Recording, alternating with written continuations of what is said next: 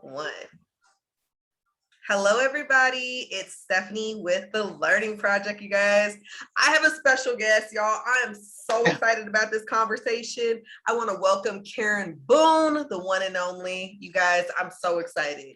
So right now I am sharing all of our podcasts right now. Please, if you see it, you want to share this, please do. And Karen, we're going to start in just a second. We're going to get some people on board. Welcome, everybody.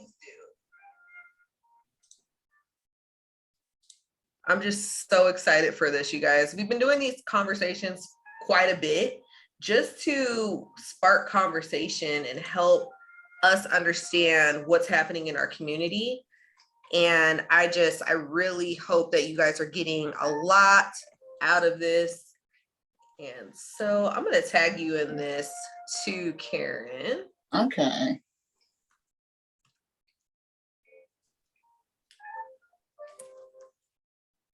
All right, y'all. I got some music in the background today. Usually I don't do that. Usually it's pretty quiet, but I said, you know what? Today I am going to play some music. I love music. I love conversation. And just to give you a heads up too, Karen, so I've been going to this new place up on the South Hill. They have a lot of good coffee. And I got this Jamaican rum coffee. I don't drink coffee, but it's like a chai tea. And so it's so good. What's the name of the place? It is called, oh my goodness. It used to be called Cool Beans, but now it's called White Dog, I think it's called. It's up here on the South Hill. It's actually really good. Bliss Coffee. It's sold like 3 times, but this is actually a really good, they even have like a really cute cup. Huh, okay. So do you prefer coffee or tea? I take coffee. Coffee? And I like it blonde. Okay, so Are you a Starbucks blonde coffee lover? I love Starbucks, period. But I like coffee blonde wherever I have it. I love it. All right. Okay, guys, we're going to jump into this conversation. I think we are ready. Feel free to jump into the chat, share your thoughts, ideas. Please share this with other people. Again, welcome to the Learning Project. We are doing podcasts with many people in the community of Spokane, Washington, because there was an article that went out a little while ago. It's only been like a month or two by the Spokesman Review, and it said about 40% of Black businesses have closed due to COVID. I am so interested in this because we're having lots of conversations about entrepreneurship. How do we build our community? How do we build unity within the community? And how do we help people feel like they have a place here in Spokane? And so I have been doing tons of podcasts with lots of business owners, business gurus, people who know this community really well. And we just want to answer the question, like, what is this community all about? How can we build it up? How can we help a lot of these communities in the BIPOC realm really grow and develop? And I think one of the ways that we do that is by having a conversation. And some of the conversations could be a little touchy, not sure, should I say this? Should I say that? Should I not say it? But, you know, I want to create a space for us to be open, honest, and be able to explore different ideas so that our community can really grow and succeed. So Karen, thank you so much for being here. I just love you and adore you. You already know. So everybody, I got to tell you a story real quick. She didn't know I was going to say this, but so as a little girl, my mom and Karen, I'm making sure everything here is good. So my mom and Miss Karen did a bunch of stuff together. And I remember when I was younger, she used to always talk about entrepreneurship and all this stuff. And I was like, this is so amazing. She's so amazing. And she was just like, you know, very direct, very confident. And as a little girl, like I used to look at you and I used to be like in awe of your presence. It's so, I don't think you ever knew that. And then your daughters too, I just thought they were so gorgeous. and they were well put together, they well spoken, and I was like, I want to be like that when I get older. And as I grew up, I had a clothing business. A lot of people don't know this, but it was called Choosie's Express, where you choose to dress for success for less. And and that was a whole nother story right there. But I was so invested in this. And I remember when I met with you and I just sat down with you and you were just talking and talking. I was so lost. I was like, I don't even know what she said. Oh no. But you know what? You kept working with me. I think I met with you like 2 or 3 times, and I was able to achieve a goal, which was to get my clothing online. I did a fashion show where I sold a couple of suits. It wasn't my big debut, but you know what? That was a small win for me. And so I just want to say thank you. And I know I'm not the only person that you've done that for. Many people you probably have worked alongside and connected with, and you're like one of those secret assassins that goes and just does all this stuff in the community and no one ever really knows that you do these things. And so I just want to say thank you so much for taking your time out to be here and talk with me. And thank you so much for pouring into this community. And I don't know if you hear that enough, but you are a gem and I just love you to pieces. So. Well, thank you, Stephanie. It's certainly a pleasure to be with you today and to watch you grow and achieve. Yeah, I'm just so proud of you. You're the manifestation of young success that we need in the Spokane community. Thank you. I'm climbing the ladder. I am learning so much about so many people in this community. And so I just appreciate you being a part of this conversation. So tell us a little bit about yourself and about your business. Well,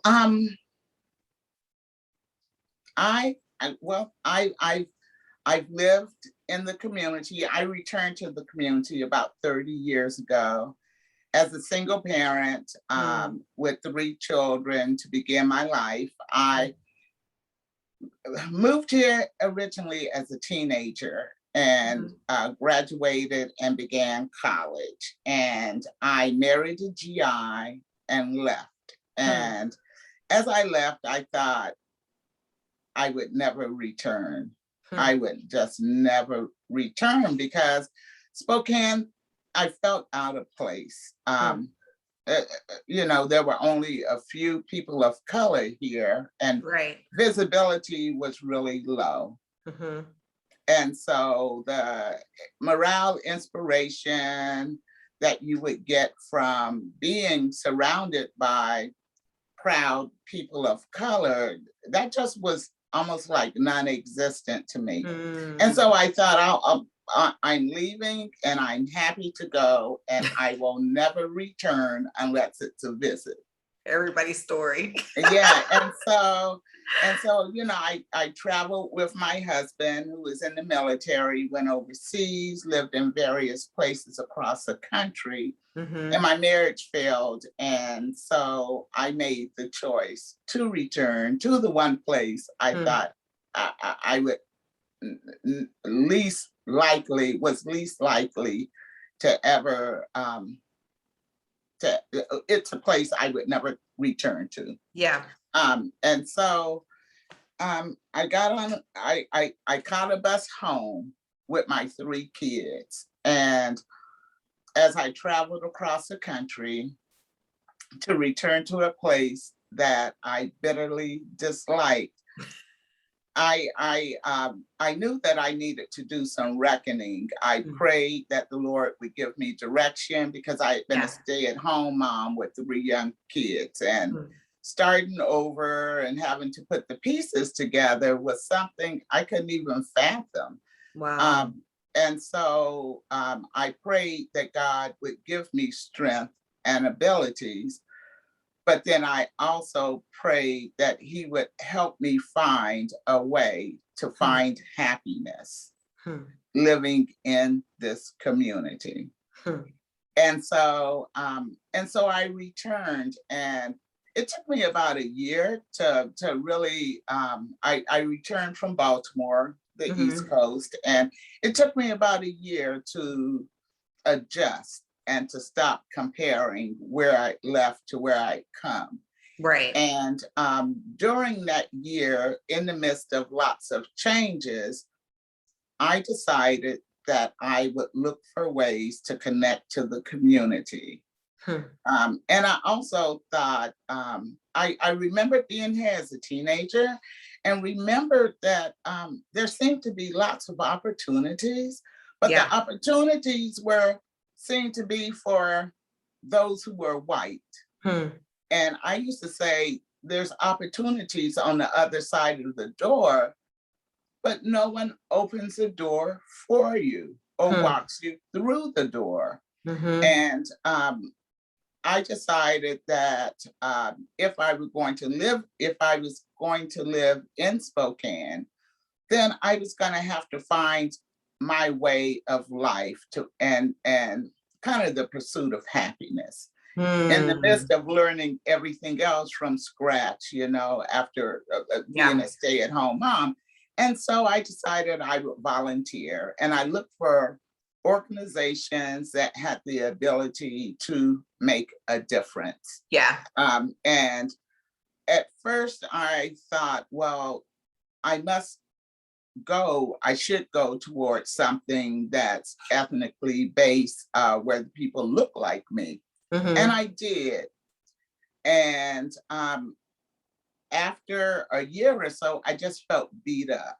And I felt like I felt like my time was not well served. And so I pulled away from that and made probably the best decision I've ever made in life. I decided to look at areas to look for opportunities to serve in areas that would impact my family's life, my children's lives, and those around me. I wanted to know where the resources were and how to access them, so that when we needed them, we wouldn't have to do, as you say, the all-out search. And so I also decided I would return to school and complete my education, but in the process, my formal education, but while waiting to do that, or in the midst of doing that, I began to knock on doors. And because I was new to the community, I really didn't know where to go. Right. So I went to City Hall. and I went to, I think I went to like the mayor's office. And I didn't know that you were supposed to be like a college educated professional to even offer your services or to apply to be on boards. But but luckily the people I connected with were happy to see me. It was a warm greeting. And within a short period of time, I found myself engaging in, I was a youth commissioner. I served on the city's Human Services Advisory Board. I worked at the state level with an organization that dealt with poor people's issues, will work with legal services. I just found a life inside those opportunities to serve. And the greatest thing about it was that the people that I engaged with were happy about the projects they were engaging in. They were very positive. They were people who walked the talk. And so there wasn't a lot of conversation without merit. If they were not capable of producing change, or if they lacked the resources, they would just go find it. Or they would say, let's create a program. And so very early on, I found that I had surrounded myself with some of the movers and shakers in the Spokane community. And inside those groups, they just allow each person an opportunity to submit ideas and to just participate. So early on, I decided I would be a voice piece for women and children in transition, because I thought, well, that's something I can talk about. Yeah, because I'm experiencing that. And so if a program wasn't in existence, resources weren't in existence, they often allowed me to take the lead in developing something, in developing a program or a project. Can I just put a pin in that right there? Because that is so deep. Okay, I did not know all that about you. But let me tell you, what you just described is exactly what we were talking about, Carmen and I. We actually did a live where we were talking about peer support specialists. There was a grant that went out. It got extended to the 13th. So for those that are looking to possibly still be in that realm of applying for it, please take a look at it. It's one of our past lives that we did. And what you just talked about, you became a peer support specialist, like basically, and this makes so much sense what you're saying, because I remember as a little girl, you and my mom, like, hey, go and do, this person needs this is what's going on. Like, it was this constant, like, this is what's happening. And then you were developing ideas to solve problems. You were developing ideas that really filled in the gaps of things that people couldn't understand. And I think that's the beauty of a person that's gone through something. When they go through something, they can see those holes and those gaps. They're like, you know what, as I reflect over my life, I could have done this if I would have had this resource. And so you took that as my mom says, you take those ashes and you turn them into that beauty from pain to beauty from pain. And you know, you're taking all of your life pieces and putting it together, and you're packaging it in a way that helps people in our community. And you have always been really open about, you know, your life, and that makes so much sense as we're talking about this. Yes, and so what I would say is that today I can look back and cite 25, 28 years of just solid service to the community. I've served at the local, state, and the national levels.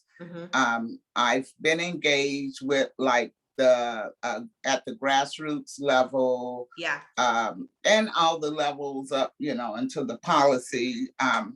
But I think the greatest thing I would say today is that when I joined those organizations, I was often the only person of color in the room. And I joined because I care about my community. And I care about everyone who lives and resides in my community. And so I went in as a woman of color, but I went in with an attitude that I'm gonna work with them in a positive manner, to create change. Absolutely. And so having a willing spirit, and not one where you're being taken advantage of, or you see things that are wrong that you're afraid to speak out about because what are they going to say? I found that you can formulate your conversation to say what's meaningful without driving them away. Absolutely. Absolutely. You know, when you think about the impact that you and okay, let me ask you this. Do you consider yourself an organization consultant? How do you because I feel like you're everything. So how do you label yourself, and how have you helped people in our community? I would consider myself all of the above. In the beginning, my goal was to run for Congress, and I thought that, I was in the process of positioning myself to be in Congress at this point in my life. But Wow. Something happened that was pretty traumatic, yes, and turned the whole course of things around. Would you like to know what that was? Yes, I would. I didn't want to pry, but I was like, since you brought it up. Someone stopped me and asked for help. A community member stopped me. And wow. you know, often, and you have to be careful, because as you move into leadership positions, especially when we're few in numbers, you have to be careful that they will allow you to come on board and you look good because you're a person of color and you make the organization look good. What you have to be careful is not being tokenized. And so you have to walk a fine balance. And absolutely. I say that because I had a solid group of people who were supporting me in a movement that would lead toward becoming an elected official. And I was happy to do that. And, you know, I was serving and being a mouthpiece on behalf of the community, being that liaison between the program that's been developed and the community that needed it. And so I was doing a lot of the work, but what I wasn't doing was advocacy. But I found a few years inside my activism, like I said, someone knocked on my door and they needed help. And I think it was like a situation where there had been sexual violence.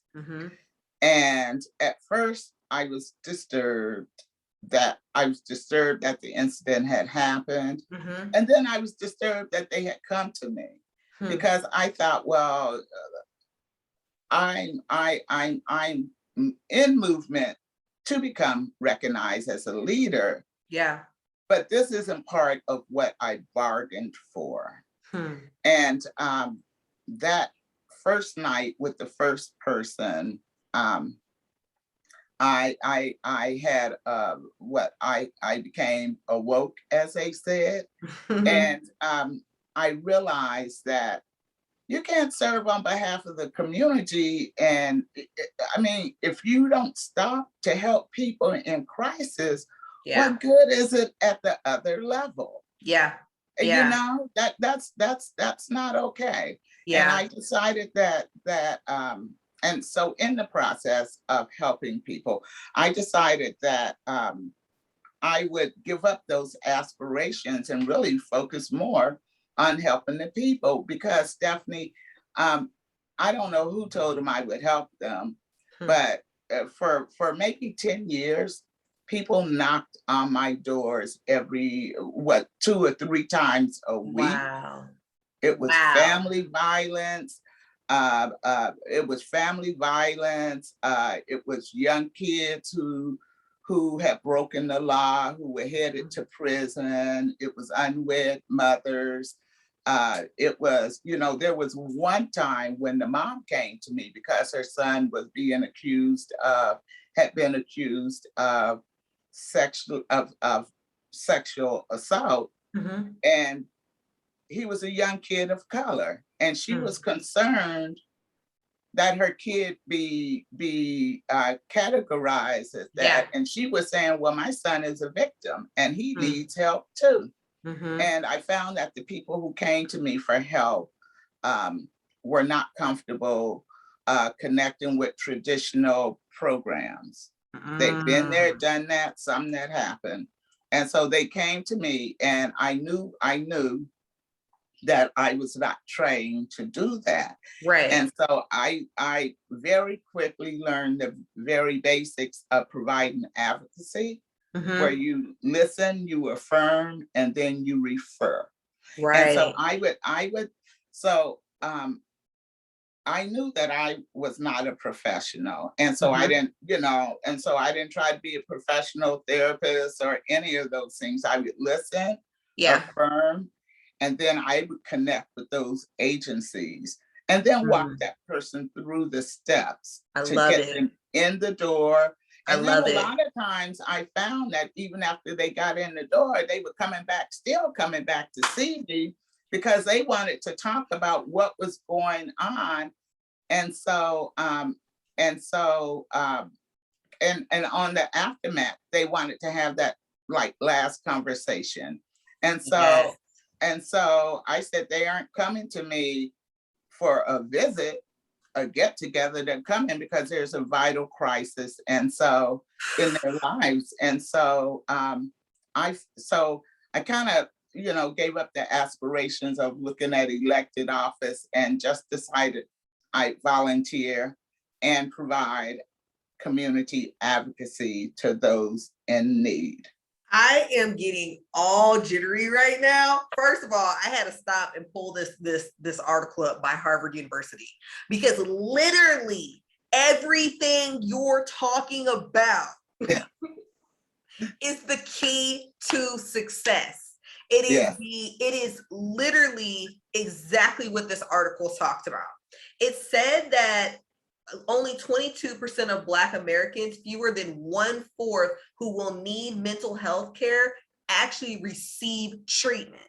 And what happens is within our community, we will go to each other or go to people that have similar experiences for help and growth and development. And this is where the power of community comes in, businesses, organizations. That's why we've got to create more grassroots organizations for different people, because we need different things. And I can't talk about every single, sector of people. Everybody's different. Even within the Black community, you have people that are different, that need different things.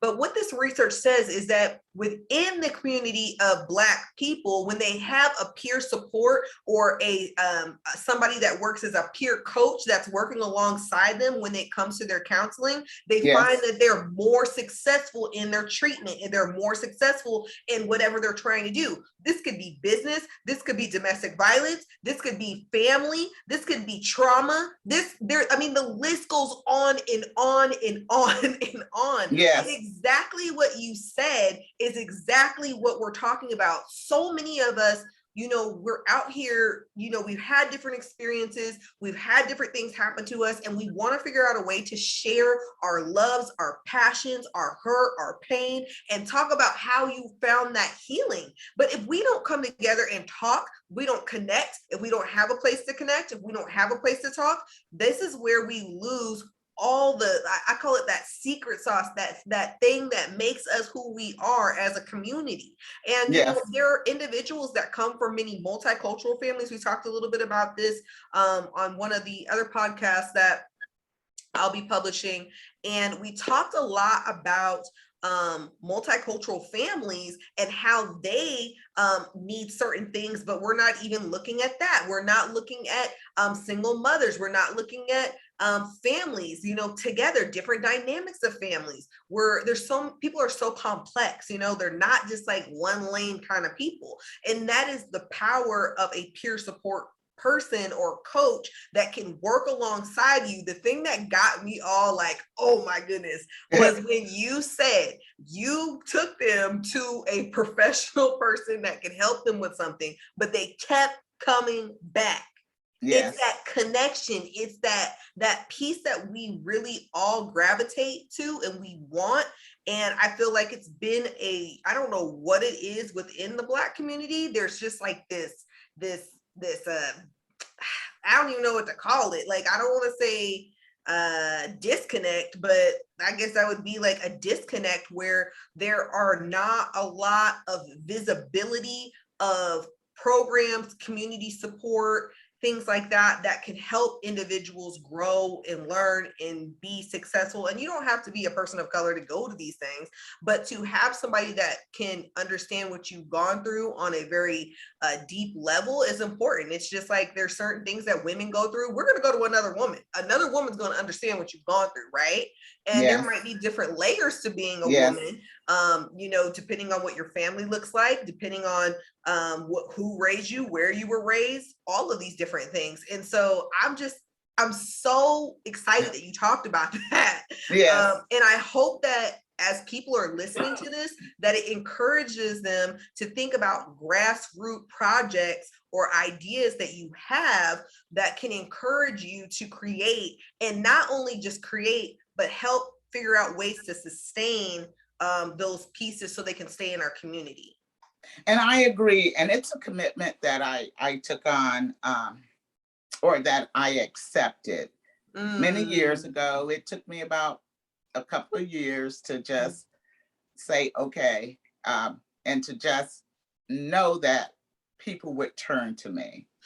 And like I said, I had turned my life around. And then the other side of it was I provided those services in my home, or when people needed me through word of mouth, they would find me wherever I was traveling across the country. Yeah. And I would stop and I would help them, and they'd go on with their lives and stuff. But it's something I committed to, but I've never been paid for my services. Wow. And yeah. And I would look at least 25 years of just reaching out. So the advocacy could be because someone's in crisis, or because they're suffering in some way, or as you said this morning, African-American entrepreneur to be called me. And on the other side, I said, well, had I known, I might not have answered the phone and might have just scheduled. Right. But she called, I answered, and she wanted to meet with me. And I said, no, I'm going to send you to the resource where the professionals can help you in half the time.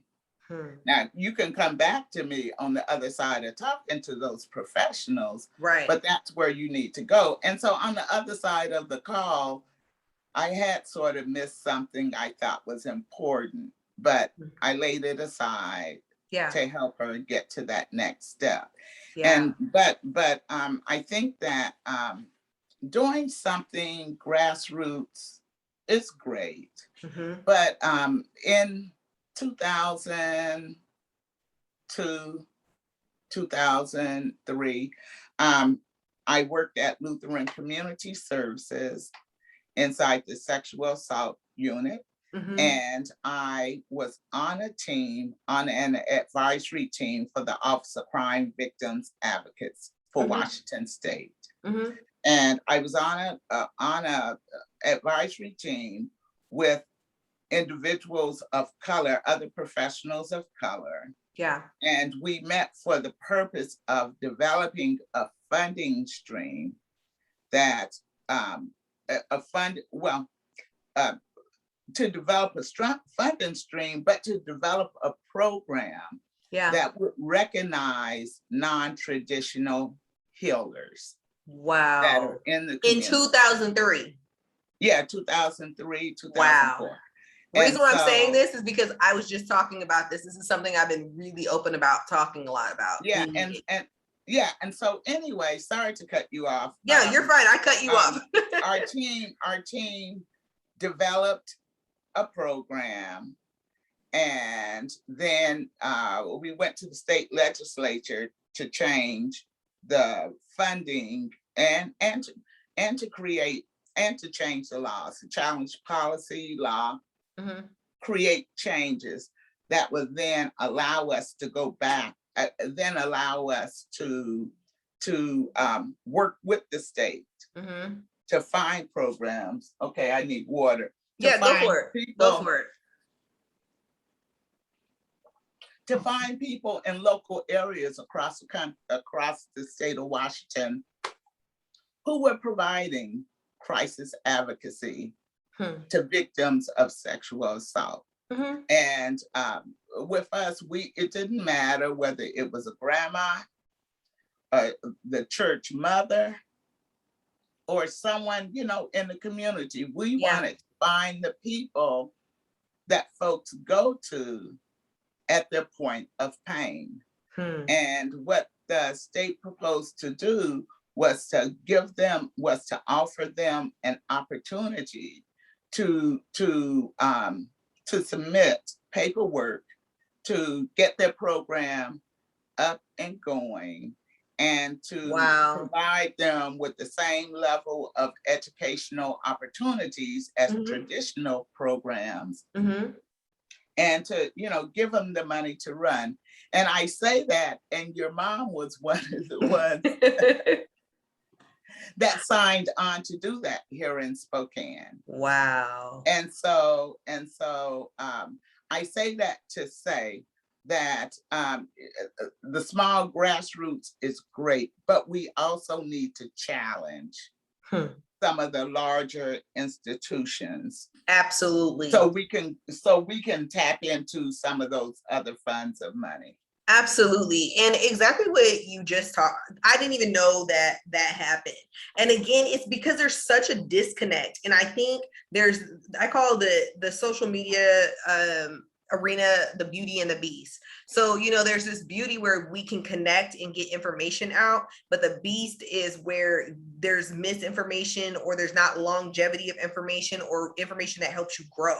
And that is something that I'm hoping that will come out of this series that we're doing right now, is that not only will people be able to access resources or get the courage to create a resource, but also the information to understand how to grow and develop. And then, as you said, like a lot of these larger organizations, to really question where you're at and how you are connecting with the community in a genuine way, and then also partnering with other smaller grassroots organizations, because we can't do it alone. There's a series that I'm doing right now. There's 3 of them I'm working on, but one of them is called Girl Get a Doula.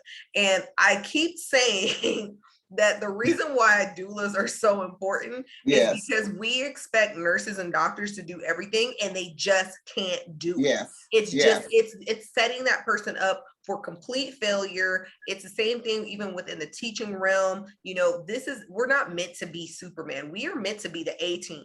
And when everybody sees their position in the community and how they can grow and how they can develop and how they can contribute, that means that, we're going to have more, power and influence and change in our community. But we can't expect people just to solve the problems and that's it. It's something that we have to dig deeper in, and we have to say, okay, how can we grow and develop as individuals and as a community? We keep going back to the same thing over and over. And for you to say that you guys actually worked on this project and it's coming up again, because they realize there is a power to supporting one another, but how do we make it last? So for you, when you think about the Spokane community, what is your hope, your dream, your wish for our community in the next decade or so?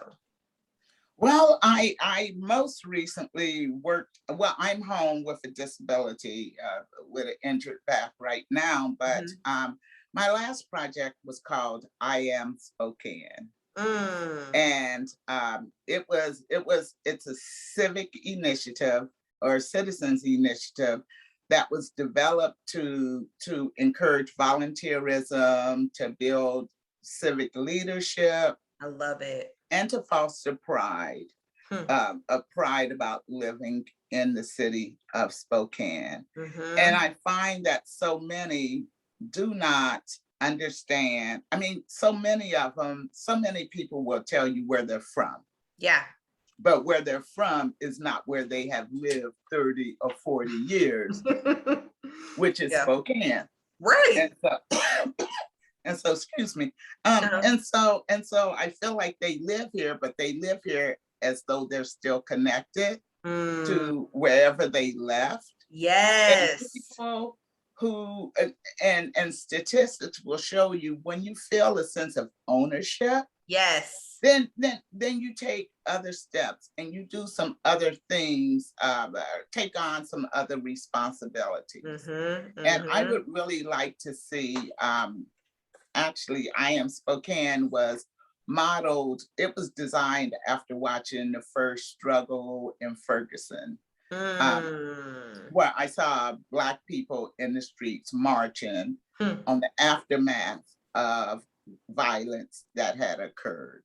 Wow. And it dawned on me that if people know how to engage and how to plug into their local community, yeah, you can be proactive. You don't have to be reactive. Exactly. My hope and dream for folks of color living in Spokane is that they would find some places in which to get plugged in. Someone makes a decision on how you run, how you live your life, how you operate your life. Every second of the 24-hour day. Someone makes a decision. Wow. And someone's decided. And we often point the finger and blame others for a community that does not reflect our values. And I say there's opportunities for us to be at the table and to be making decisions about, why, if you can help share your vision, your dream, your desires. Yeah. Maybe not for the entire community of Spokane, but even your neighborhood, your kids' school, whatever business you're connected to. There's very often opportunities to come on board and to be a part and to be heard. And you can leave it to someone else to hope that they will figure out what you need, how you need, and when you need. Or you can step in, you can say, I'm going to give so many hours of my time to help create a reality that reflects my values, my children's values, my family, my community. Most decisions that influence our lives, many of them are made at the local level. Wow. They're made at the local level. I wanted to make sure my kids had opportunities. I joined the Chase Youth Commission and became a commissioner. And obviously, you might not want to become a commissioner. Right. But there's so many ways to plug in. The local PTA, what is it called? The people the citizens group where they police your neighborhood. The neighborhood watch. Neighborhood watch. I mean, there's so many things. So many ways. That everyone can make a difference. And it doesn't take special skills and abilities. And of course, you're not gonna, unless you have studied, medicine, you wouldn't go to sign up on a board with neuroscience scientists, but for brain surgeries and stuff. But there's so many other practical ways that your life story and your aspirations and your lived experience and just the fact that you're part of the community. There's so many opportunities to engage and engage in a way that makes life easier for other folks. And as I said, so many of the groups that I've been a part of, I've been the one or two second person of color on those teams. And I don't go in there trying to fight for recognition, justification, and all that. But when there's an opportunity, I'm going to bring that cultural lens to every aspect of the program. But I'm going to do it in a way that they can understand. Like I said, where they're not saying, well, you leave and don't ever come back. And so anyway, that is my dream, that we become empowered as a community where other folks aren't doing things to us that we don't like. This is so deep. Oh my word, y'all. My motto, I don't know who needs to hear this. I tell people, don't give somebody flowers, don't give them chocolates, send them a podcast, something that can feel their soul, their spirits. It's that chicken noodle soup, good, kind of get to your bones. It sits and marinates and changes your whole day. This is that conversation for me, because you're talking about so many pieces that are vital and we haven't been talking about them. And one of the things that sticks out to me so much is how much people talk about they hate being in Spokane, right? They talk about all the negative things and what we don't have and what we do have. But the difference when you go to New Jersey or California or Georgia or any of these other places that are considered very well connected and commune is these people get together and they make difference. They show up, they connect, they support. And exactly what you just said, when you think of I am Spokane, are you Spokane? Do you pour enough in to your community? And, I always say this is, if you don't have a space, make a space, because there's so many people that probably are interested and want to connect the same way you want to connect. And you've got to get inventive about how to find those people, because they're just as, I hate to say it like this, isolated as you are.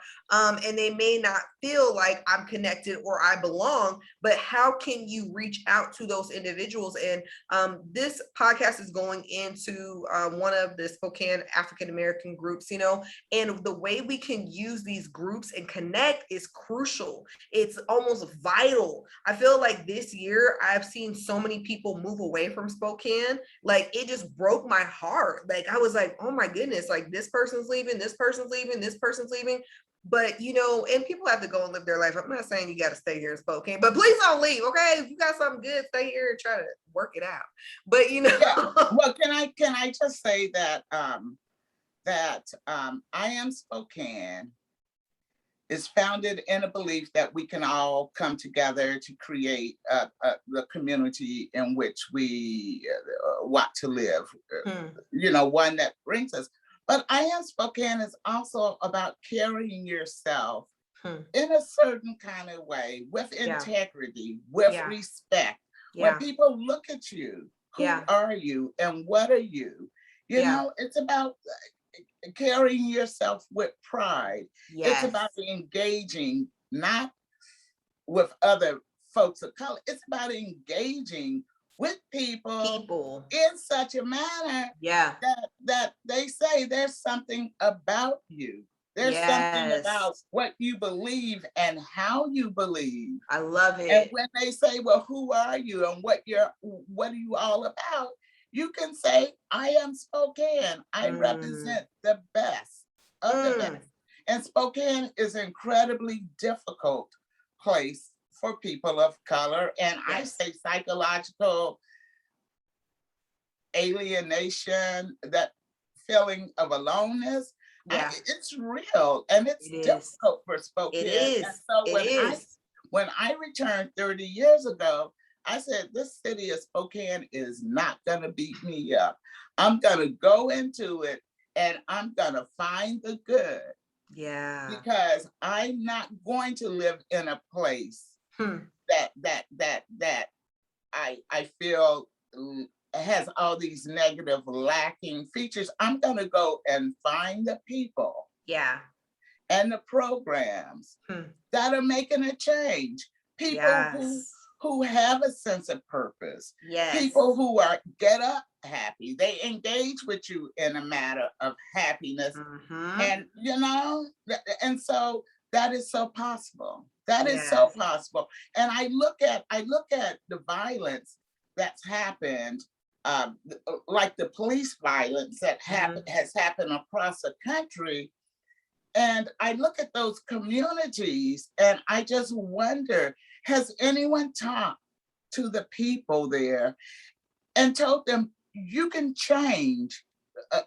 I want to say the trajectory, but you can change that. You don't have to be reactive. Go join some advisory boards. With law enforcement, with the school. Go and be a part of it. Where before decisions are made, they have to come to you to talk about it.